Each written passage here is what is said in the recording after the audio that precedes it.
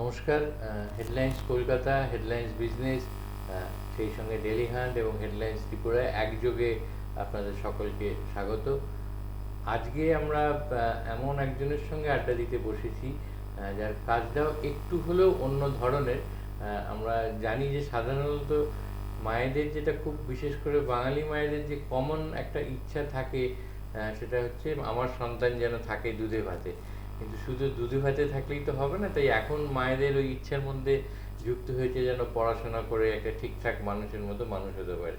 তো এই যে শেখা, এই শেখার সঙ্গেই জড়িয়ে আছে যাদের একটা লার্নিং ডিফিকাল্টিস থাকে, মানে শিখতে গেলে কোনো না কোনোভাবে একটা প্রতিবন্ধকতা বা বাধার সম্মুখীন হতে হয়। সেটা দোষ বা অন্যায়ের কিছু নয়, তাদের কোনো না কোনো একটা না পারাজনিত কারণ থেকে এগুলো হয়। হয়তো তারা অন্য দিক থেকে অনেক বেশি অনেকের থেকে এগিয়ে। তো এই ব্যাপারটা নিয়েই পড়াশোনা করেছেন এবং এখনও রীতিমতো চর্চা করছেন, গবেষণার কাজেও লিপ্ত আছেন। তাছাড়াও তার বড় পরিচয়, উনি শ্রীরামপুরে, আমাদের মফস্বল শহর, প্রাচীন শহর, শিক্ষার একেবারে যাকে বলা হয় গোড়াপত্তন হয়েছিল বা যেখানে, সেই শহর শ্রীরামপুর। সেখানে দুটো স্কুল চালু করেছেন, জেনেসিস ওয়ার্ল্ড স্কুল বলে। স্নেহা মুখার্জি। তো আমরা প্রথমেই স্নেহার কাছে জানতে চাইব যে এই যে বিষয়টা, বাচ্চাদের বা শিশুদের লার্নিং ডিফিকাল্টিস, অনেকে যেটাকে দীর্ঘদিন একটা বলা হতো যে একটা মানসিক প্রতিবন্ধকতা বা মনোবিকাশ পুরো যাদের ঘটে না, মানসিক বিকাশ ঘটে না, এই ব্যাপারটা কিভাবে তোমার টেনে আনলো যে এইটা নিয়ে পড়াশোনা করা, এটা নিয়ে চর্চা করা সেই দিকে? প্রথমত বলি যে এই জিনিসটা বেসিক্যালি দেখা গেছে কোভিডের পর থেকে। এই যে কোভিডের সময়টা আমার মনে হয় সমস্ত সেগমেন্টগুলোই খুব ক্ষতিগ্রস্ত হয়েছে, বাট তার মধ্যে যে সেগমেন্টটা সবথেকে বেশি ক্ষতিগ্রস্ত হয়েছে সেটা হচ্ছে প্রি প্রাইমারি সেগমেন্ট। মানে ধরুন যারা প্রথম বছর গেছিল হয়তো 2020 সালে স্কুলে ভর্তি হয়েছিল, বাট অ্যাকচুয়ালি স্কুল কি জিনিস তারা কিন্তু আর দেখতে পায়নি আগামী 2 বছর ধরে। এবং যেহেতু এখন আমাদের মোটামুটি সব জায়গাতে ওয়ার্কিং পেরেন্টস, তো সেক্ষেত্রে বাচ্চারা বাড়িতে থেকে যেটা হয়েছিল যে তারা ঠিকঠাক অ্যাক্টিভিটিসগুলো করে উঠতে পারেনি। তার জন্য যেটা হয় যে ছোটোবেলায় বাচ্চারা তো স্কুলে শুধুমাত্র একাডেমিক শিখতে যায় না, ম্যাথস বা ইংলিশ, তো ওভারঅল তারা একটা হোলিস্টিক ডেভেলপমেন্টের জন্য যায়। হ্যাঁ, এবার তার জন্য যেটা হয়েছে বেসিক যে আমাদের স্কিলসগুলো, কারণ as per child psychology 90% of the brain develops within 6 year of age. তো এই 6 বছরের মধ্যে বাচ্চাটার দেখা যাচ্ছে যে সে কোনো রকম কোনো অন্য বাচ্চার সাথে মেশেনি, তার কোনো সোশ্যালাইজেশন হয়নি, সে কখনো ভাবতে শেখেনি, কারণ সে সারাক্ষণই নয় স্ক্রিনিং করেছে বা টিভি দেখেছে বা হয়তো সে শুয়ে থেকেছে, যার জন্য কি হয়েছে বিভিন্ন ধরনের লার্নিং ডিফিকাল্টিসগুলো দেখা যায়। তো আমার স্কুলে আমি যেটা দেখি যে ওই সময় থেকে যখন বাবা মারা ধরুন বাচ্চাদেরকে যখন ভর্তি করাতে নিয়ে আসে, তখন দেখা যাচ্ছে যে কোভিডের পর থেকে সংখ্যাটা বাড়ছে। ধরুন 10টা বাচ্চা যদি স্কুলে ভর্তি হতে আসে, দেখা যাচ্ছে 10টা বাচ্চার মধ্যে 2 থেকে 3টে কি কখনো 4টে বাচ্চাও হয়তো এই ধরনের ডিসেবিলিটিস আছে। আমরা আগে হয়তো শুনতাম এগুলোকে, অনেকে বলতো অ্যাজ স্পেশাল চাইল্ড, সবাই একটা টার্মিনোলজি দেয় যে স্পেশাল, বাট এটা কিন্তু অ্যাকচুয়ালি কোনো স্পেশালিটি না, এটা একটা ডিসঅর্ডার। এটা যে কারোর হতে পারে, it can happen any time. আগে হয়তো এটা ছিল জন্মগত না কোনো অভ্যাসজনিত কারণে গড়ে ওঠে? হ্যাঁ, তো এটা দু রকমের হয়। একটা কিছুটা জন্মগত হতে পারে, বাই বার্থ কেউ হয়তো পড়ে গেছিল, বা কারোর হয়তো জন্মের সময় কোনো সার্জারি হয়েছিল। কারণ এই যে আমরা বলি না স্পেশাল চাইল্ড, এটার ভিসিনিটিটা কিন্তু বিশাল, ওয়াইড অ্যান্ড ভ্যারিড। মানে যে কোনো কিছু হলেই যে সেটা একটা ডিসঅর্ডার তাও কিন্তু না। অনেক ডিসঅর্ডার আছে যেগুলো আবার আপনার বিভিন্ন থেরাপি করে সেগুলো কিন্তু ওভারকাম করা যায়। আবার কিছু জিনিস থাকে যেগুলো টাইম টেকিং। তো এই যে জিনিসগুলো, এইগুলো বেসিক্যালি আমিও ন্যাচারালি এডুকেটর তো ছিলামই, বাট যেহেতু কোভিডের আগে ব্যাপারগুলো খুব একটা প্রমিনেন্ট ছিল না এই জিনিসটা, তো আমিও ন্যাচারালি হয়তো আর 5টা এডুকেটরের মতো বা বাকিদের মতো হয়তো ব্যাপারটাকে জেনারেলাইজ দেখলাম। তো তারপরে আমি দেখলাম যে না, বিহেভিয়ারাল ট্রেটসগুলো কিন্তু প্রচণ্ডই আলাদা আলাদা সমস্ত বাচ্চাদের। কারোর হয়তো জন্মগত ধরুন ডাউন সিনড্রোম, কিন্তু ডাউন সিনড্রোম বাচ্চা মানেই সে যে কোনোদিন আর সেটাকে ওভারকাম করবে না বা সে যে এগিয়ে যাবে না, তার কিন্তু কোনো মানে নেই। এবং সবথেকে বড় কথা, অভিভাবকদের অ্যাকসেপ্টেন্সটা, ধরুন আমার বাচ্চার আমি বুঝতে পারছি একটা অসুবিধে, তো অভিভাবকদের অ্যাকসেপ্টেন্সটা যাতে থাকে যে আমি জানি আমার বাচ্চার কি প্রবলেম, তো সেইটা নিয়ে একটা ফ্রিভাবে একটা এক্সপার্টের কাছ থেকে সেটা সাজেশনটা নেওয়া, এবং সেই দিকে বাচ্চাকে নর্মালি পড়াশুনোর পাশাপাশিও সেই থেরাপিগুলো করা, তাহলেই কিন্তু কি আছে, বাচ্চা ওই প্রবলেমটা খুব তাড়াতাড়ি করে ওভারকাম করতে পারবে। তো আমার তখনই মনে হয়েছিল যে এই জিনিসটা নিয়ে আমাকে একটু ডিটেলে যেতে হবে, কারণ যেহেতু ধরুন আমার একটি স্কুলও আছে, তো আমি দেখলাম বিভিন্ন ধরনের বাচ্চা এখানে আসতে শুরু করলো, তো ন্যাচারালি আমি অ্যাজ অ্যান এডুকেটর, আমি যদি নিজে তাদের প্রবলেমটা না বুঝতে পারি, তাহলে আমি বাকিদেরকে কি করে গাইডেন্স দেবো। তো ওটাই ছিল আমার প্রথম, আমি দেখলাম যে কোভিডের পর থেকে জিনিসটা ক্রমশ ক্রমশ বাড়তে থাকলো। আচ্ছা, তুমি একটা কথা বলতে গিয়ে যে স্কুলে যে বাচ্চাদের, তাদের মধ্যে দেখো 4 জন 10 জনের মধ্যে 4 জন কি 5 জন এরকম থাকে। এটা অনেক সময় হয় যে হয়তো কিছু কিছু লক্ষণ আছে যেগুলোকে আমরা ইগনোর করি, বা ওই টেন টু ইগনোর, যে বা বুঝতেও পারি না, মনে করি এটা হয়তো ঠিক আছে, ও একটু ওরকম, কিন্তু তার মধ্যে এমন একটা কিছু আছে যেটা কাইন্ড অফ ডিসঅর্ডার, যেটাকে একটু হয়তো অ্যাড্রেস করলে ছাড়ানো যেতে পারে, ওভারকাম করা যেতে পারে। তো সেইগুলোর ক্ষেত্রে অভিভাবকরাই বা বুঝবে কী করে, শিক্ষক শিক্ষিকারাই বুঝবে কী করে যে এইটা ইগনোর করার মতো নয়, বরঞ্চ আমরা যদি এটাকে অ্যাড্রেস করি তাহলে ছেড়ে যেতে পারে।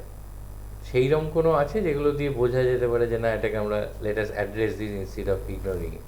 হ্যাঁ, আমি স্কুল এন্ডে বলি, প্রথম কথা ডেফিনেটলি বাবা মাদের পক্ষে হয়তো মাঝে মাঝে একটু বোঝাটা অসুবিধা হয়ে যায়, কারণ তারা সবসময় বাচ্চাদেরকে দেখছে এবং প্রত্যেক বাবা মার কাছেই তার বাচ্চা হচ্ছে সেরা, তো এটা একটা ব্যাপার থাকে। এবার যেটা হচ্ছে, স্কুলে যখন আসছে ডেফিনেটলি ফার্স্ট হচ্ছে যে যে ফেস করছে বাচ্চাটাকে, বাচ্চার সাথে ইন্টারাকশনটা খুব দরকার।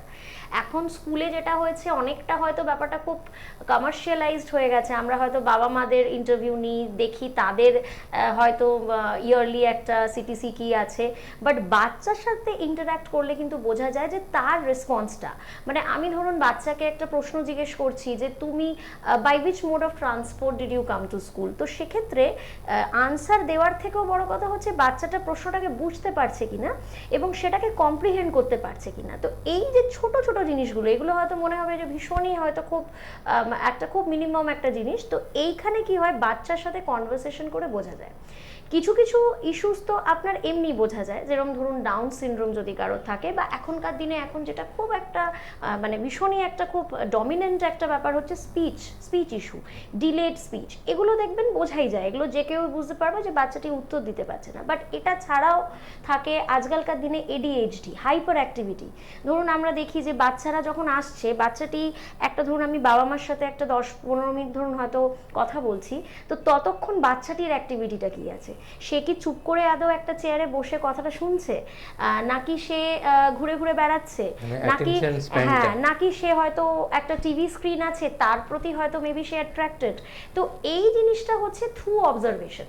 তো একমাত্র দেখুন এইটা কোনো ডায়াগনোসিস ওরকম প্যাথোলজি ওয়াইজ হয় না যে আমি একটা টেস্ট করে নিয়ে বুঝলাম কি আছে, তো এটা পুরোটাই করতে হয় উইথ অবজারভেশন। ইনফ্যাক্ট এই যে আইকিউ টেস্ট, অনেকেই দেখবেন বাচ্চাদের আইকিউ টেস্ট করায়, তো এই আইকিউ টেস্টটাও আমি বলবো যে it is not a blood test যে আমি কোনো রিপোর্ট পাই। আইকিউ টেস্টটাও ইজ নাথিং বাট আমি বাচ্চাকে একটা পার্টিকুলার সময় কিছু প্রশ্ন করছি, তার উত্তরের বেসিসে আমি বলছি যে সে তার আইকিউ, তার ইন্টেলিজেন্সটা কতখানি। এবার ওই সময় বাচ্চাটির মুডটা ভালো থাকতে পারে, খারাপ থাকতে পারে, তার হয়তো ভালো করে ঘুম হয়নি, তার হয়তো ভীষণ খিদে পেয়েছে, পার্টিকুলার ওই টাইমটা একদম। তো একটা বাচ্চার আমি যদি বিভিন্ন সময় যদি আইকিউ টেস্ট করি, আমার দেখবো রেজাল্ট হয়তো আলাদা আলাদা হবে। তো এই যে জিনিসটা, এটা পুরোটাই কিন্তু with experience, with observations, and it needs a lot of patience. মানে as an educator I also will have to be patient, এবং যে অভিভাবক যারা পেরেন্টস আছে তাদেরকেও কিন্তু খুব পেশেন্টলি হ্যান্ডেল করতে হবে। তো এইটা, আর মোস্ট অফ দ্য টাইম হচ্ছে যখন স্কুল এন্ড থেকে বলা হচ্ছে, মানে ধরুন আমরা যখন বলছি যে মেবি আমার মনে হচ্ছে আপনার বাচ্চা হয়তো একটু হাইপার অ্যাক্টিভ, ওর হয়তো একটা বিহেভিয়ারাল থেরাপি বা একটা অকুপেশনাল থেরাপি লাগবে, তো সেইটাকে ঠিকঠাক মেনে নিয়ে পেরেন্টসরা যদি ফলো করে তাহলে সেটার রেজাল্টটা কিন্তু আরও ভালো হয়। অনেক সময় যেটা আমি শুরুতেই বললাম, অনেক সময় পেরেন্টসদের একটা অ্যাকসেপ্টেন্স থাকে না, ওরা মনে করে না ওর তো কোনো সমস্যা নেই, আমি তো রোজ এরকম দেখছি, কারণ সে তো রোজ দেখছে বাচ্চাকে, তো ন্যাচারালি সে ওই ডিফারেন্সটা বুঝতে পারছে না, যেটা হয়তো একটা থার্ড পার্সন দেখলে মেবি তার চোখে হয়তো ব্যাপারটা ভীষণ প্রমিনেন্ট। তো acceptance is something which is very important, এবং তারপরে হচ্ছে ওটাকে অবজার্ভ করে ঠিকঠাক অ্যাড্রেস করা ইন দ্য সেন্স যে তাকে কি লাগবে সেটা বলা। এবং আমি মনে করি যেরকম আমার স্কুলে যেরকম আমি একজন স্পেশাল এডুকেটর রেখেছি বা একজন স্পিচ থেরাপিস্ট রেখেছি, তো এদের থাকাটাও ভীষণ দরকার। কারণ নর্মাল স্ট্রিমে কি হয় যে একটা ধরুন নর্মাল টিচার সে বাদবাকি 20টা বাচ্চার সাথে কিভাবে ওই 4টে বাচ্চাকে কেটার করবে, তো সাম হয়তো ওরা আনঅ্যাড্রেসড হয়ে যায় বা একটু হয়তো মেবি ইগনোরড হয়ে যায়, ক্লাসের মধ্যে নেগলেক্টেড হয়ে যায়। ওই যে স্পেসিফিক যে লার্নিং আউটকামটা সেটা হয়তো রিচ নাও হতে পারে। তো সেক্ষেত্রে স্পেশাল এডুকেটর বা থেরাপিস্ট সেক্ষেত্রে is a must. Now it again depends কি আপনার স্কুলে আপনি অ্যালাউ করছেন কি না। অনেক স্কুলই আছে যারা হয়তো যখন দেখে যে বাচ্চার মধ্যে কোনো ডিসেবিলিটিস, তখন হয়তো তারা বাচ্চাটাকে মেবি হয়তো ফিরিয়ে দিচ্ছে। But as we know that under the right to education act we cannot say no, তো আমাদের তো প্রতিটা বাচ্চাকে নিতেই হবে। তো সেক্ষেত্রে স্পেশাল এডুকেটর রাখা অ্যান্ড মোস্ট ইম্পর্টেন্টলি এই বেসিক জিনিসগুলো জানা। মানে what I mean to say is every teacher should be trained on these lines. মানে whether I am a special educator or I am a maths teacher or I am an English teacher, I should know these basics, যে একটা বাচ্চাকে আমি কিভাবে observe করব, কোন 5টা প্যারামিটারে আমার একটা বাচ্চা আমার সামনে এলে আমি অবজার্ভ করব, বেসিক জিনিসগুলো। এই যে এখন যে নর্মাল স্কুল গোয়িং এজ এটা ক্রমশ কমছে, মানে এখন একেবারে অলমোস্ট 1.5 বছর 1.25 বছরে একটা বাচ্চা স্কুলে চলে যাচ্ছে, তারপর থেকে একটা প্রলংড আওয়ার সে স্কুলেই কাটাচ্ছে। আগে যেটা বলা হতো যে বাড়িতে সে তৈরি হচ্ছে, অ্যাকচুয়ালি কিন্তু এখন দেখা যাবে ওই যে 1.5 বছর বয়সে স্কুলে ঢুকলো তারপর থেকে কিন্তু একটা অন্তহীন প্রক্রিয়া, মানে school college higher secondary level এই যে চলছে, মানে জীবনের একটা বড় অংশ সে কিন্তু তার শিক্ষা প্রতিষ্ঠানেই কাটাচ্ছে। সেইখানে তার যদি আমরা বিজ্ঞানসম্মতভাবে দেখি, লেফট ব্রেন রাইট ব্রেন দুটো আলাদা সেপারেট ফাংশন থাকে, দুটো ব্রেনেরই একটা সমানুপাতিক গঠন হওয়া দরকার। সেক্ষেত্রে কিন্তু শিক্ষকদের, যেটা তুমি বলছিলে যে এডুকেটর, এদের ভূমিকাটা কি অভিভাবকদের থেকেও বেশি হয়ে যাচ্ছে? কারণ তারাই বেশি সময়টা দেখছে এবং যেটা ফরমেটিভ এজ সেই সময়টা তারাই দেখছে এবং তারা পাচ্ছে। তো শিক্ষকদের ভূমিকাটা কিরকম তুমি দেখছো, কিভাবে? আমি এটাতে বলবো যে এখন ইনফ্যাক্ট আমাদের যেটা ন্যাশনাল এডুকেশন পলিসিও যেটা এসছে, তো সেটা অনুযায়ী মানে এনইপি 2020 বা এনসিএফ এখন তো 2022 2023ও এসে গেছে। তো সেক্ষেত্রে এখানে যেটা বলা হচ্ছে যে both parents R teacher has to be an integral part in the teaching learning process. মানে আমি এখানে বলতে পারি না যে আমার টিচারের ভূমিকা বেশি, বা আমি বলতেও পারি না যে পেরেন্টের ভূমিকা বেশি। কারণ ধরুন এই যে 1.5 বছর থেকে বাচ্চারা যখন যাচ্ছে, এই 1.5 থেকে মোটামুটি 6 বছর, এই পিরিয়ডটাতে স্কুলিং পিরিয়ড হয় 3 বছরের, 3 ঘন্টার। তো এবার একটা বাচ্চা তার মানে 24 ঘন্টার মধ্যে 3 ঘন্টা সে স্কুলে থাকছে, বাদ বাকি 21 hours the child spends at home. তো ওই জন্য পেরেন্টকেও কিন্তু ইকুয়ালি ইনভলভ হতে হবে। কারণ 3 ঘন্টা ধরুন স্কুলে হয়তো প্রচুর অ্যাক্টিভিটি করানো হচ্ছে, আমি মনে করছি আমি best of the best services দিচ্ছি, বাট বাড়িতেও দেখতে হবে যে আমার বাচ্চাটা কিভাবে ইনভলভ। সে কি বাকি সময়টা টিভি দেখে কাটাচ্ছে, মোবাইল দেখে কাটাচ্ছে, নাকি তাকে আমরা ছোট ছোট কাজে ইনভলভ করছি। লেটস একজন মা, আমি যদি নর্মালি একজন হোম মেকারই ধরে নিই, যে সে হয়তো বাড়িতে কিচেনে কাজ করছে, তাহলে সে কেন বাচ্চাটাকেও ইনভলভ করছে না উইথ হার ওয়ার্ক, মেবি যে এটা নিয়ে এসো ওটা নিয়ে এসো, মানে ইনস্টেড অফ ওকে একা ছেড়ে দেওয়া। এবং সেলফ প্লেটা আমরা হয়তো মাঝে মাঝে ভীষণ মানে অ্যাজ আ পেরেন্ট আমরা ভীষণ প্রাউড ফিল করি, আমার বাচ্চা তো একা একা খেলে, ও নিজে নিজে সেলফ প্লে করে, বাট এটা কিন্তু একদমই খুব একটা মানে ভীষণ সেফ কিন্তু একটা ব্যাপার নয়। বাচ্চাদের 6 ইয়ার্স অফ এজ অবধি প্রচণ্ড রকমভাবে কিন্তু কোম্পানিটা তারা চায় এবং তাদেরকে দেওয়া উচিত। কারণ সেলফ প্লে হলে কি হয়, তারা একটা নিজস্ব জগৎ বানিয়ে নেয় এবং সেক্ষেত্রে কি হয়, সেখান থেকে যেটা দেখা যায় যে অনেক সময় তারা ইন্ট্রোভার্ট হয় বা অনেক সময় হয়তো তারা ঠিকঠাক ইয়েটা দিতে পারছে না। তো এই একটা ব্যাপার কিন্তু তাদের মধ্যে রয়ে যায়।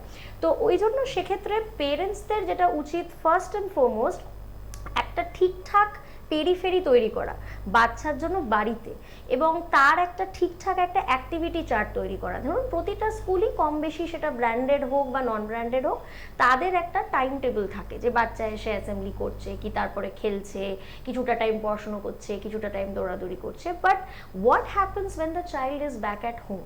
তো সেইটার জন্য আমার মনে হয় স্কুলেরও একটা সেশন, একটা সেমিনার করা উচিত, যেখানে আমরা পেরেন্টসদেরও এডুকেট করব, কারণ এটা ভীষণভাবে দরকার। মানে আমরা অ্যাজ আ পেরেন্ট, এখন তো জেনারেশনস অনেক অন্যরকম এবং অনেক নতুন নতুন জিনিস চলে এসছে। এখন আমাদের একটা কিছু লিখতে গেলে আমাদের 4টে বই ঘাঁটতে হয় না, আমরা গুগল থেকে, এআই থেকে, so the world is on a different level নাও।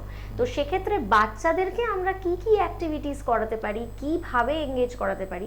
যদি বাচ্চার বাড়িতে অন্য ধরুন কাজিনস আছে বা সিবলিংস আছে, তাহলে তো nothing like it, at least the child have a companion. বা যাদের ধরুন গ্র্যান্ড প্যারেন্টস আছে, আমি তাও বলবো যে সেটাও একটা অনেক বেটার স্টেজে। বাট যেসব বাচ্চারা ধরুন একেবারেই একা, হয়তো মা আছে আর বাচ্চা আছে, সেক্ষেত্রে কিন্তু কোম্পানিটা ভীষণভাবে দরকার। এবং আমি বলবো এখানে শুধু স্কুলের ভূমিকা না, মানে এখানে শিক্ষকদের ভূমিকা তো আছেই, বাট দেখুন সেটা কোথাও গেলে কিন্তু লিমিটেড ব্যাপারটা। তারপরে এখন স্কুলের যেটা হচ্ছে যে অনেক এখন নিটিগ্রিটিস আছে, একটা বাচ্চাকে আমি কতটা বলতে পারবো, কিভাবে বলতে পারবো। আমাদের সময় যেরকম আমাদের টিচার্সরা একদম মানে বকতো, এবং আমরা সেটাকে বাড়িতে এসে কিন্তু বলতাম না, কারণ আমরা ভাবতাম এরপরে যদি আমরা বাবা মাকে বলি, বাবা মা তার উপরে আবার আমাদেরকে বকবে। এখন the world is totally different. এখন ইভেন বাচ্চাদেরকে আমরা যদি একটু জোরে চেঁচিয়ে কথা বলি, বা ধরুন চেঁচিয়ে কোনো টিচার পড়াচ্ছে and the child is feeling scared, তাহলে সেক্ষেত্রে ইটস অ্যান ইমোশনাল অ্যাবিউজ। তো সমস্ত কিছুটাই কিন্তু মাথায় রাখতে হয়। তার জন্যই হয়তো ন্যাশনাল এডুকেশন পলিসিতে it has been said that teaching learning প্রসেসটা is a both way process, যেখানে parents also need to be a participant in that. তো সেক্ষেত্রে আমার মনে হয় regular parent interaction is very necessary. And if possible pre primary লেভেলে, যেহেতু বাচ্চারা ভীষণ ছোট এবং তারা সব কিছু হয়তো এক্সপ্রেস করতে পারে না, আমরা যদি মাঝে মাঝে কিছু পেরেন্ট কানেক্ট ক্লাস করি, মানে শুধুমাত্র ডেকে আপনার বাচ্চা এই, আপনার বাচ্চা সেই না, আমরা এইটা পড়াই, দেখুন এইভাবে পড়াই, এইভাবে করি, আপনিও যখন বাড়িতে পড়াবেন আপনি এইভাবে পড়াবেন। So why can't we take the parents as a partner in the teaching learning process? তাহলে কি হবে, ওভারঅল বাচ্চাটার ডেভেলপমেন্টে আমার মনে হয় both of us will add value to it. Is there another side to it also? মানে তুমি যেটা বললে যে প্যারেন্টদেরকে ডেকে এনে তারা ওই সময়টা কিভাবে কাটাবে সেই নিয়ে একটা মিউচুয়াল কোঅপারেশন এবং আন্ডারস্ট্যান্ডিং। আমি বলছি উল্টো দিক থেকে। আজকেই সকালে আমার একেবারে নার্সারি স্কুলের বন্ধুর সঙ্গে কথা হচ্ছিল, ইনফ্যাক্ট তরুণদাও জানে একই স্কুলে। ওইখানে আমাদের এক নার্সারি স্কুলের দিদিমণি ছিলেন, উনি মারা গেছেন। তো ছেলে আমাদের সঙ্গেই পড়তো, সে যখন ফোন করে খবরটা দিচ্ছে, তো এই কথা সে কথা অনেক ফন্ড মেমোরি, যত ছোটোবেলা যেগুলো এমনিতে মনে পড়ে না, কিন্তু এক একটা এরম জারকে আবার ওই জাস্ট ক্যানভাস ঘষে ফিরে আসার মতো ফিরে আসে। ওই কথা বলতে বলতে আমরা একটা মানে হঠাৎ করেই বেরিয়ে গেল যে দেখ, উনি কিন্তু প্রতিবারই কিন্তু শুধু আমাদের শিক্ষিকা বা দিদিমণি ভাবে দেখিনি, ওনারা উনি একটা মায়ের মতো ছিলেন। তো এই যে ব্যাপারটা, মানে শিক্ষিকা বা শিক্ষক, বিশেষ করে বাচ্চাদের, তারা যে অভিভাবকের জায়গাটা না নিয়ে শুধু শিক্ষক শিক্ষিকা হয়ে থাকছে, সেটা কোনোভাবে একটা কাইন্ড অফ ডেট্রিমেন্ট হয়ে যাচ্ছে কি না, যে তারাও যদি ওই রূপটাও নিতে পারে, ওই আবতারটা নিতে পারে, যে আমরা শুধু শিক্ষক শিক্ষিকা নই, আমরাও মা বাবা আর কি। তো যেটা তুমি বললে যে মা বাবাকে ডেকে একটু বোঝানো উচিত শিক্ষক শিক্ষিকাকেই, তেমনি শিক্ষক শিক্ষিকারাও যদি ওই জায়গাটা নিতে পারে, তাহলে মনে হয় ব্যাপারটা বোধহয় আরও ফাস্টার হবে আর কি। হ্যাঁ, মানে এটা একদমই মানে ভেরি কারেক্টলি সেড, শিক্ষক শিক্ষিকাকেও নিতে হবে। কিন্তু যেটা হচ্ছে যে এখন তো অনেক নিয়ম কানুন বেড়ে গেছে বিভিন্ন ইনস্টিটিউশনে। এবার যেটা হচ্ছে যে কোথাও গিয়ে, মানে এটা আমার অবজারভেশন, যেহেতু আমি ধরুন এভরি ডে পেরেন্টস ফেস করছি, মানে শুধু এখানেই নয়, মানে ধরুন দীর্ঘ বহু বছর ধরে ফেস করছি, এখানে এখন যেটা হয়েছে যে কোথাও গিয়ে আমার মনে হয় যে একটা ট্রাস্ট ইস্যু আছে। হ্যাঁ, কোথাও গিয়ে ধরুন আগে আমাদেরই যেরকম ছোটোবেলাতে আমাদের যেরকম আমরা যখন যেতাম, আমরা ফুললি ট্রাস্ট করতাম যে টিচার যা বলছে, যাই করছে না কেন, মানে দ্যাট ইজ দ্য মানে আলটিমেট, এবং সেটাকেই ফলো করতে হবে, নো কোয়েশ্চেন। এইবারে এখানে যেটা অসুবিধা হয়ে যাচ্ছে, এখনকার দিনে parents also have got a lot of things to say. আগে আমাদের বাবা মারা ধরুন স্কুলে যেতই না অলমোস্ট, এখন যেটা হচ্ছে যে ধরুন বাচ্চার ইভেন ধরুন বাচ্চাটা হয়তো মেবি দুদিন লেটসে কাঁদছে, so the parent comes to the school, why is the child crying? So কোথাও গিয়ে একটা যেটা হয়েছে যে একটা ট্রাস্টের ফ্যাক্টর, Trust সেটা deficit. হ্যাঁ একটা ট্রাস্ট ডেফিসিট, এবং সেটা মূলত হয়েছে আমার যেটা মনে হয় অ্যাজ অ্যান এডুকেটর। ফার্স্ট হচ্ছে যে প্রত্যেকের বাড়িতেই এখন একটা করে বাচ্চা, so the entire attention is on the child, এবং আমরা বাড়িতে বাচ্চাকে যেভাবে কমফর্ট দিই আমরা চাই স্কুলে গিয়েও যাতে সেই কমফর্টটাই বাচ্চা পায়। এবার সেটা ন্যাচারালি আমি যদি স্কুলটাকে একটা এডুকেশনের মাধ্যম দেখি, তো আমি তো সেই কমফর্টটা বাচ্চাকে দিতে পারবো না, কারণ তাকে স্কুলে 20টা বাচ্চার সাথে আরও শেয়ার করতে হবে জিনিস, তাকে একটা টাইম লিমিটের মধ্যে পড়াশোনা কমপ্লিট করতে হবে, তো সব কিছু করতে হবে, বা তাকে একটা দৌড়াতে হবে, একটা কম্পিটিশন চলে আসে। তো সেক্ষেত্রে গিয়ে কি হয়, ন্যাচারালি আমাদের কিছুটা, বা আমি বলতে পারি বেশিরভাগটা হয়তো আমাদের বাবা মাদের উপরেই ছাড়তে হয়, কারণ আমরা অ্যাজ আ স্কুল যেটা হচ্ছে যে আমরা পড়াশুনোর পার্টটা দেখতে পারি, আর ধরুন ওভারঅল যেটা হচ্ছে যে একটা স্কুল মরাল ভ্যালিউজ শেখায়, এথিক্স শেখায়, ভ্যালিউজ শেখায়, তো এই পার্টগুলো করতে পারি। একদম যে ছোটবেলাটা, এবং যেহেতু আমি বললাম আমরা যেটা নিয়ে শুরু করলাম যে এখনকার দিনে বাচ্চাদের যেহেতু ওই প্রচুর লার্নিং ডিফিকাল্টিস, এবার সেক্ষেত্রে কি হয়ে যায়, ম্যাক্সিমাম রেসপন্সিবিলিটিটাই কিন্তু পেরেন্টের এসে যায়, কারণ আমি একটি বাচ্চাকে কিছু বললে সে ন্যাচারালি হয়তো বুঝতে পারছে না, তো সেই রেসপন্সিবিলিটিটা ধরুন পেরেন্টের এসে যায়। বা ধরুন আজকালকার দিনে আমাদের এখন স্মার্ট এডুকেশন হয়ে গেছে, ক্লাসেস স্মার্ট টিভিতে পড়া হচ্ছে, বা প্রতিটা, আমার স্কুলে যেরকম প্রতিটা পেরেন্টের কাছে একটা অ্যাপ্লিকেশন আছে, যে অ্যাপ্লিকেশনের মাধ্যমে তারা দেখতে পায় আজকে স্কুলে কি পড়ানো হলো, কিভাবে পড়ানো হলো।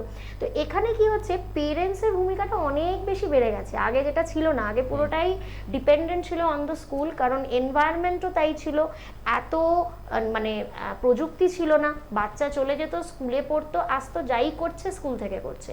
এখন কি হচ্ছে, ওয়েজ অ্যান্ড মিনস এত বেড়ে গেছে যে সমস্ত কিছু এখনকার দিনে পেরেন্টসরা দেখতেও চায়, মানে আমার এরকমও আসে যে parents come up with a request যে স্কুলে কি পড়ানো হচ্ছে একটু যদি ভিডিও করে ম্যাডাম যদি দিতে পারেন।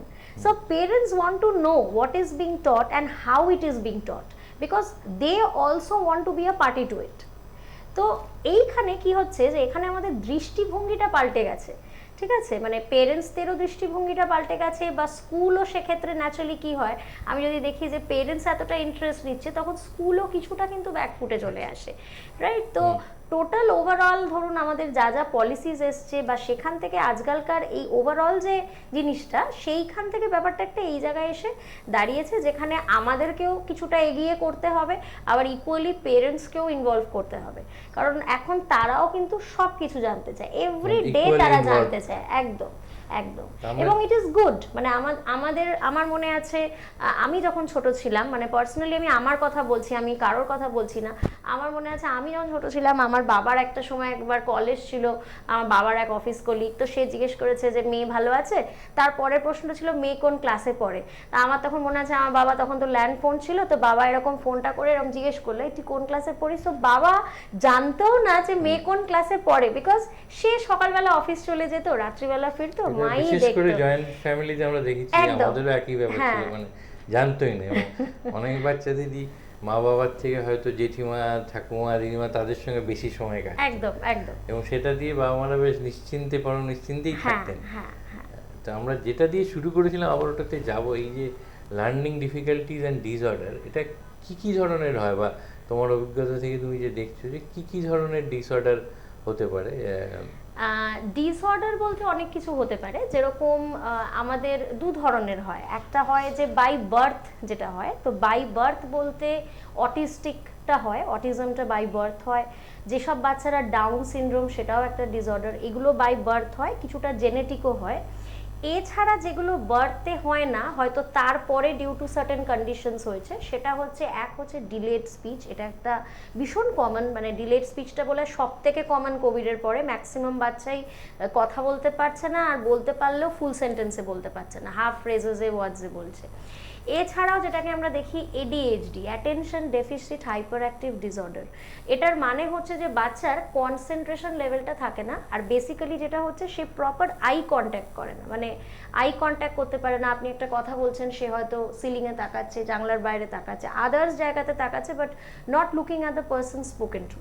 তো এই যে জিনিসগুলো, এবং হাইপার অ্যাক্টিভ ন্যাচারালি, মানে এক জায়গায় স্থির হয়ে বসতে পারছে না, তো ন্যাচারালি বসতে পারছে না বলে ইনস্ট্রাকশনটাও শুনছে না, ইনস্ট্রাকশনটা শুনছে না বলে সেটা ফলো করে কাজও করতে পারছে না। তো এই জিনিসগুলো, এছাড়া লার্নিং ডিফিকাল্টি যদি আমি বলি যে পড়াশোনায় অসুবিধে, সেইটার মধ্যে থাকে হচ্ছে ডিসলেক্সিয়া, ডিসগ্রাফিয়া। ডিসলেক্সিয়া অর্থাৎ হচ্ছে একটু রিডিং রাইটিং এ প্রবলেম, ডিসগ্রাফিয়াও তাই, আর ডিসক্যালকুলিয়া হচ্ছে ম্যাথসে প্রবলেম।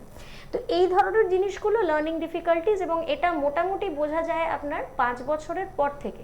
ডিসগ্রাফিয়া ডিসলেক্সিয়াটা ছোটোবেলাতে 3-4-এ খুব একটা বোঝাটা সম্ভব না, বিকজ তখন ধরুন যে বাচ্চার স্পিচ নেই, সে তো ন্যাচারালি যে সে পড়তে পারবে না।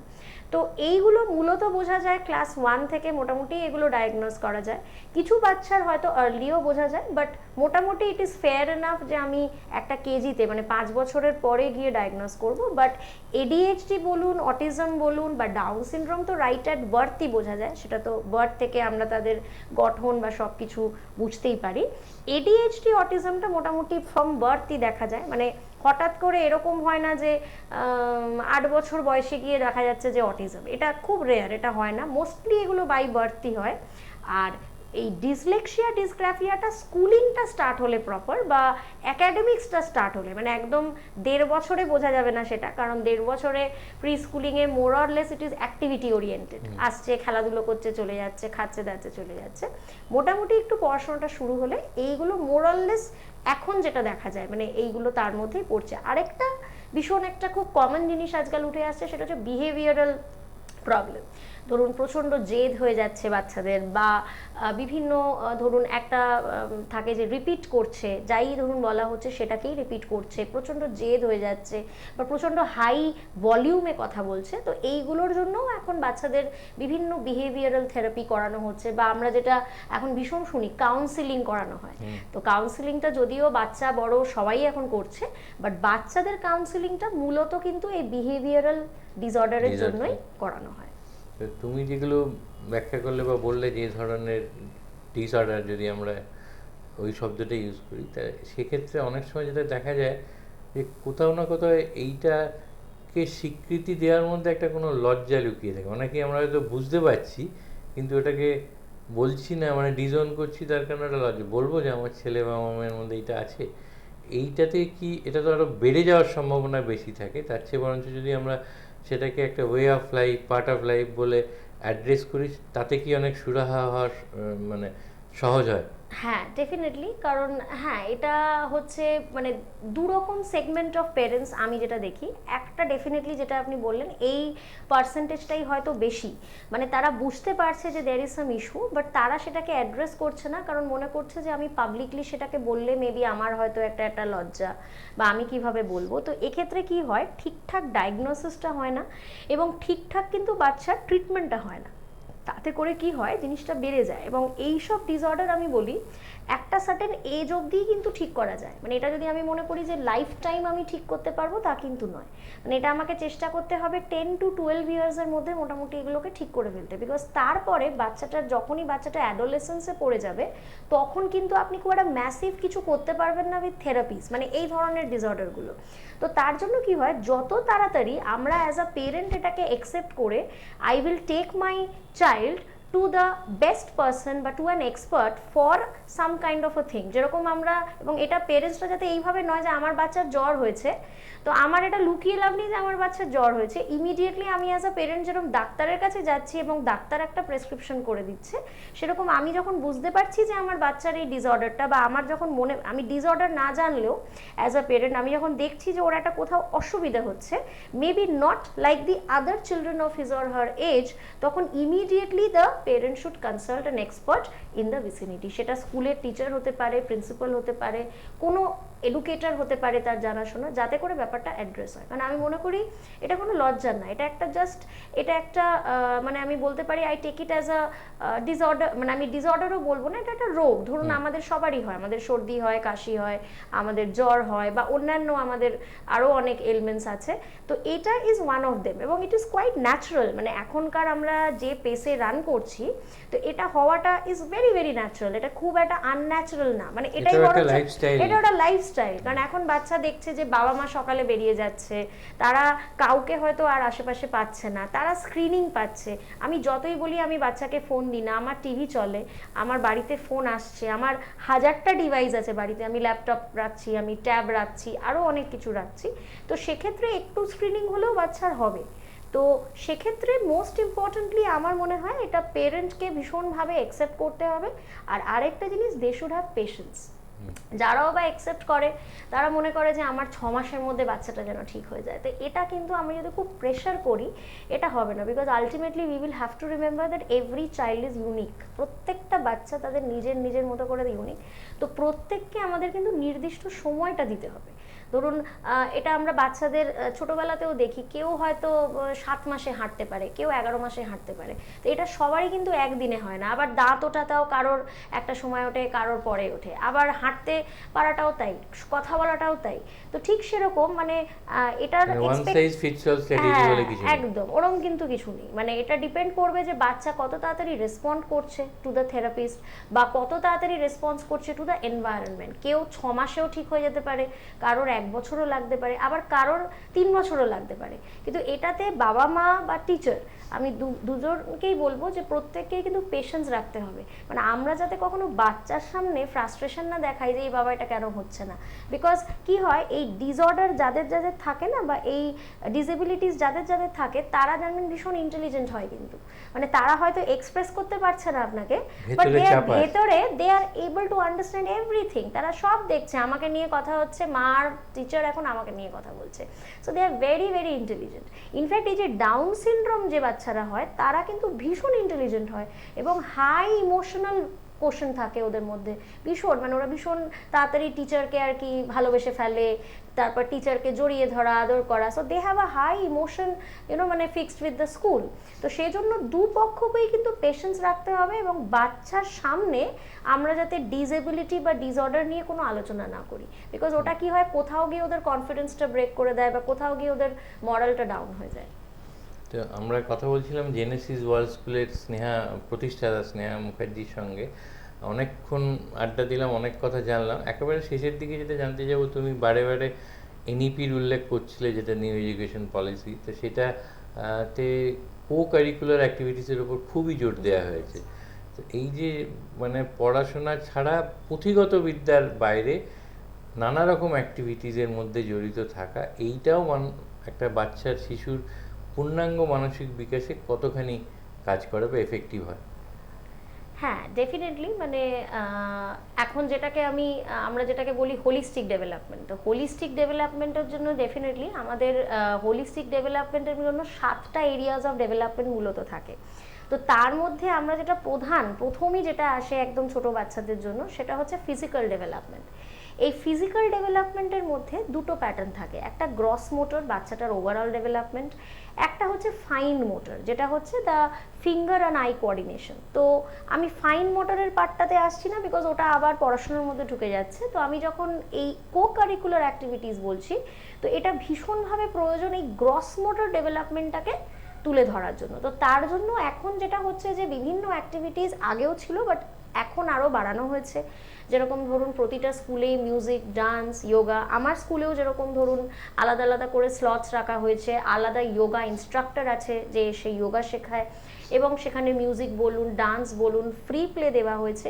এবং মোস্ট ইম্পর্টেন্টলি যেটা হচ্ছে যে বাচ্চাদের চুজ করতে দেওয়া, যে ধরুন একটা hobby, so which hobby they want to choose, সেটা সে রেসিটেশন করতে পারে, সে ডান্স করতে পারে, সে সং করতে পারে। এরকম বাধ্যবাধকতা নেই যে সবাইকে নাচতে হবে, because everybody might not be a good dancer, যার যেদিকে। এবং যেটা এনইপি এই কো কারিকুলারের মধ্যে আরেকটাও খুব সুন্দর জিনিস যেটা ইন্ট্রোডিউস করেছে, যেটা আমরাও ফলো করছি বিভিন্ন স্কুলে, সেটা হচ্ছে ব্যাগলেস ডেজ। কিছুদিন মানে যেরকম আমাদের স্কুল মানেই একটা কনসেপ্ট হচ্ছে যে সকালবেলা ব্যাগ নিয়ে বই খাতা নিয়ে যেতে হবে। তো কিছু ফিক্স নাম্বার অফ ডেজ, নিজের ওজনের থেকেও বেশি হয়ে একদম একদম বাচ্চারা সেই ঝুঁকে পড়ছে আর কি বই খাতা নিতে গিয়ে। তো কিছু কিছু দিন, যেটা এনইপিতেও বলা আছে, যে ব্যাগলেস ডেজ, যেখানে বাচ্চারা স্কুলে যাবে কিন্তু কোনো বই খাতা নিয়ে যাবে না, অর্থাৎ পুরো দিনটাই তাদের হবে ইটস আ ফান ডে। তো আমিও যেরকম আমার স্কুলে এরকম ফান ডেজ ইন্ট্রোডিউস করা হয়েছে, যেরকম কিছু কিছু দিন আমরা সেলিব্রেট করি অ্যাজ আ ভেজিটেবল ডে। তো সেদিনকে হয়তো বাচ্চারা টিফিনে নিয়ে আসবে ভেজিটেবলস, আমরা স্কুলে হয়তো একটা ভেজিটেবল ভেন্ডারকে ডেকে আনছি যেখানে they can see all the vegetables that are there. বা অনেক সময় একটু বড় বাচ্চাদের আমরা হয়তো একটা ভেজিটেবল শপেই নিয়ে গেলাম, যেটা একটা কাইন্ড অফ ওদের এক্সকারশন হয়ে গেল। তো যেখানে সারা দিনটা কি আছে, ওদের পুরোটাই লার্নিং হলো, but learning happens in an activity oriented way. তো এই যে ব্যাগলেস ডে, এইগুলোও কিন্তু আর পার্ট অফ এই কো কারিকুলার অ্যাক্টিভিটি বা এক্সট্রা কারিকুলার যেটা আপনি বললেন, এবং এটা সত্যি কথা বলতে ভীষণভাবে দরকার। বিকজ আমার মনে হয় এখন এই স্কুলের ম্যাথস বলুন, হিস্ট্রি বলুন, বা আমরা নিজে প্রত্যেকে এখানে দাঁড়িয়ে বলতে পারছি যে ওই যে আমরা যে হিস্ট্রিতে যে চ্যাপ্টারগুলো পড়েছিলাম ছোটবেলায়, আমাদের এখন কতটা কাজে লাগছে, আমরা কতটাই বা মনে রাখি, ঠিক আছে? বা ম্যাথসেও আমরা বেসিক স্কিলটাকে মনে রাখি, addition, division, subtraction, multiplication, but ওটা ছাড়া আমরা তো আরও হাজার জিনিস করেছি, কতটা আমরা মনে রাখি? তো সেক্ষেত্রে এই কো কারিকুলার অ্যাক্টিভিটিস ভীষণ দরকার, যাতে করে বাচ্চারা ছোটবেলা থেকেই বুঝে যায় যে তাদের ইন্টারেস্টটা কোন দিকে। কারণ এখন প্রত্যেকেরই বাবা মাদের একটা ব্যাপার আছে যে যে যেটা নিয়ে করতে চায় সে সেদিকেই পারসিউ করে তার কেরিয়ার। এখন আমরা খুব কম দেখি যে গ্র্যাজুয়েশন করতে ভর্তি হচ্ছে ম্যাথস অনার্স নিয়ে, ফিজিক্স অনার্স, মানে এটা খুব রেয়ার হয়ে গেছে। বিশেষ করে এখন যারা বাচ্চারা পড়ছে তারা তো মনে হয় 10th ক্রস করতে করতে এই কালচারটাই হয়তো কিছুটা আমার মনে হয় ডিমিনিশ হয়ে যাবে। তো সেক্ষেত্রে it really plays a vital role. আর ফিজিক্যাল ডেভেলপমেন্ট বা কো কারিকুলার অ্যাক্টিভিটিস থাকলে যেটা সুবিধা হয়, এই যে আমরা এতক্ষণ যেটা নিয়ে আলোচনা করছিলাম, লার্নিং ডিসেবিলিটিস বা ডিসঅর্ডার, এইগুলো কোথাও গিয়ে হলেও কিন্তু তাড়াতাড়ি ইমপ্রুভ হয় যদি করে কো কারিকুলার অ্যাক্টিভিটিস বেশি করানো হয়। কারণ বাচ্চা যত অ্যাক্টিভিটির মধ্যে থাকবে তত ব্রেন অ্যাক্টিভ থাকবে, এবং ব্রেন অ্যাক্টিভ থাকলে ন্যাচারালি বাচ্চার ডেভেলপমেন্টটাও কিন্তু খুব তাড়াতাড়ি হবে। আগে বেশ কয়েকটা প্রসঙ্গে তুমি বলেছিলে যে সিস্টেমটা বদলাচ্ছে, নতুন জিনিস আসছে। তো এক্ষেত্রে টেকনোলজির ব্যবহার, যেমন এখন খুব সহজেই সাইকোমেট্রিক অ্যানালিসিস করা যাচ্ছে, যেটা তুমি বারবার বলছো যে বাচ্চার ইন্টারেস্টটা কোন দিকে, সেই দিকে তাকে পুশ করা, সেই দিকে তাকে একটু বাড়তি এগিয়ে দেওয়া। এই ক্ষেত্রে স্কুলে এই যে টেকনোলজি অ্যাডাপশন, এইটা কতটা জরুরি বলে তোমার মনে হয়?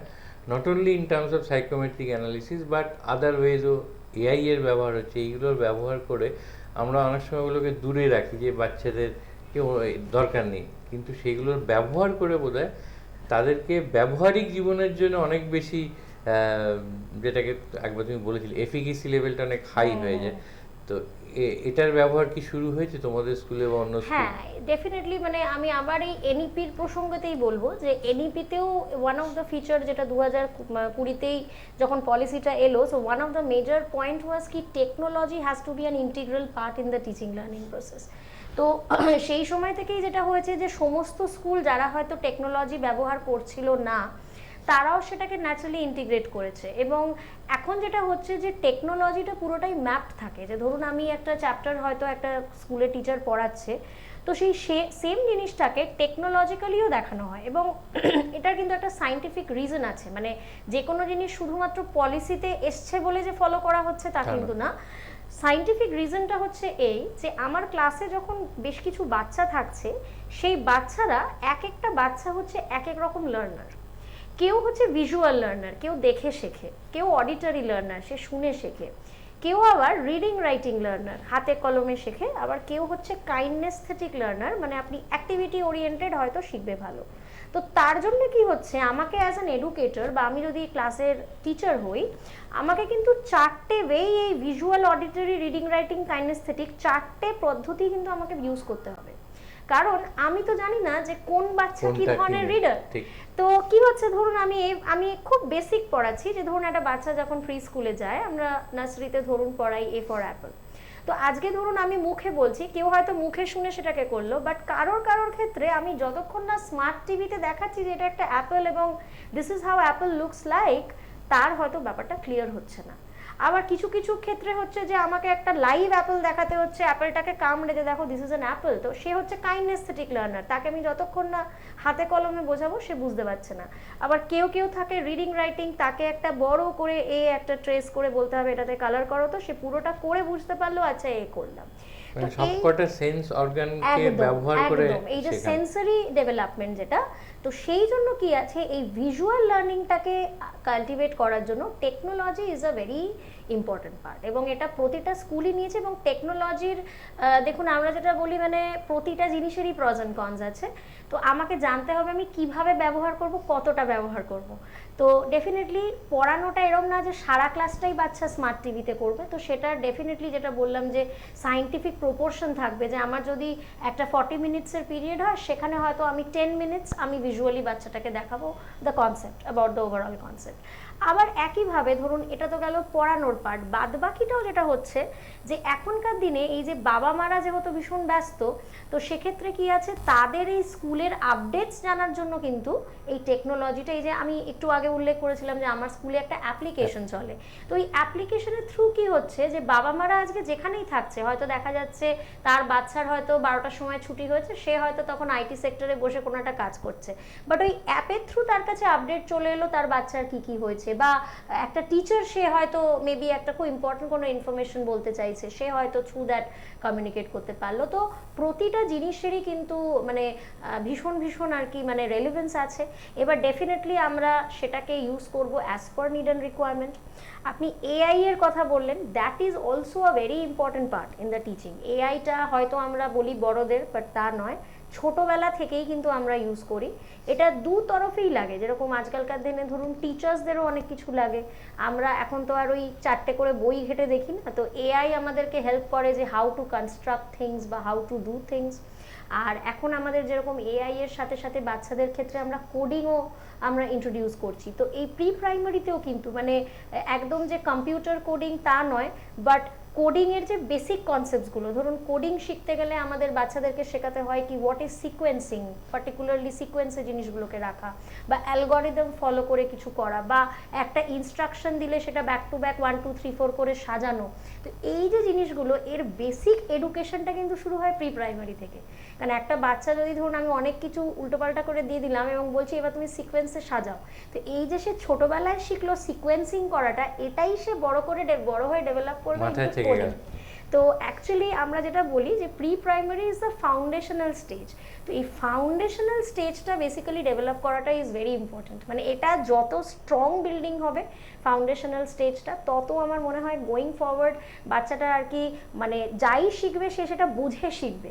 মানে it should not be based on rote learning, rather it should be on like processed information going to the brain of a child in a step by step manner। তাহলে কি হবে, জিনিসটা অনেক বেশি একটা কমপ্লিট ইন্ডিভিজুয়াল হবে একটি বাচ্চা। আমরা অনেকক্ষণ কথা বললাম জেনেসিস ওয়ার্ল্ড স্কুলের স্নেহা মুখার্জির সঙ্গে। আমরা শুরু করেছিলাম ডিসঅর্ডার দিয়ে, কিন্তু দেখলাম এই ডিসঅর্ডারটাকে অর্ডারে আনার জন্যে অভিভাবক মানে পেরেন্টস যারা শিক্ষক শিক্ষিকা তাদের সবাইকেই নিজেদের একটা অর্ডারে আনা দরকার। টেকনোলজির ব্যবহারের কথা স্নেহা বলেছে, কিন্তু সবার শেষে আমরা যেটা মনে হলো, ও যেরকম একটা নো ব্যাগ ডের কথা বলেছে, ফান্ডের কথা বলেছে, আলটিমেটলি কিন্তু ওই যে পড়া খেলা খেলবো আমি পড়া খেলা, এটা খুব জরুরি। এবং টেকনোলজি নিয়ে আমরা যেটা করছি ওটাকে যদি ওই পড়া খেলার লেভেলে নামিয়ে আনতে পারি, ওটা অ্যাকচুয়ালি আমাদের উঠে যাওয়া হবে। তো আমি আশা করব যারা আজকে শুনলেন তারা নিশ্চয়ই এখান থেকে অনেক কিছু জানতে পারবেন। এবং যেটা ও বলেছে যে এটাকে লুকিয়ে রাখা লজ্জার কোনো ব্যাপার নয়, যদি ডিসঅর্ডারটাকে আমরা স্বীকার করে নিই, ওন আপ করি এবং সেটাকে অ্যাড্রেস করি, তাহলেই আমাদের পরবর্তী প্রজন্ম আরও অনেক সুন্দর হয়ে উঠতে পারবে। যেটা বলে যে আমারই চেতনার রঙে পান্না হলো সবুজ, চুনি হয়ে উঠলো রাঙা হয়ে, ওই চেতনার রঙটাকে ফুটিয়ে তোলা খুব জরুরি। সেই চেতনার জন্যেই এই ডিসঅর্ডারটাকে অর্ডারে নিয়ে আসা খুব জরুরি। আপনারা দেখতে থাকুন, শুনতে থাকুন হেডলাইন্স কলকাতা, হেডলাইন্স ত্রিপুরা এবং হেডলাইন্স বিজনেস। শেয়ার করুন, সাবস্ক্রাইব করুন, লাইক করুন, আর অবশ্যই আপনাদের মতামত জানান। আমরা পরে আবার স্নেহা মুখার্জির সঙ্গে কোনো একটা অবকাশে নিশ্চয়ই আলোচনা করব। ততদিনে প্রযুক্তিও এভাবে হয়তো নতুন সমস্যা আসবে, কিন্তু নতুন সমাধানের পথও বেরোবে, সেই আশা রেখেই আমরা আজকের আলোচনা শেষ করছি। নমস্কার। আনন্দ আর ভালোবাসার দীপ্তিতে গড়া সমুজ্জ্বল পরমা, ঠিক তোমারই মতো। শ্যাম সুন্দর কোম্পানি জুয়েলার্স, আগরতলা, উদয়পুর, ধর্মনগর, কলকাতা।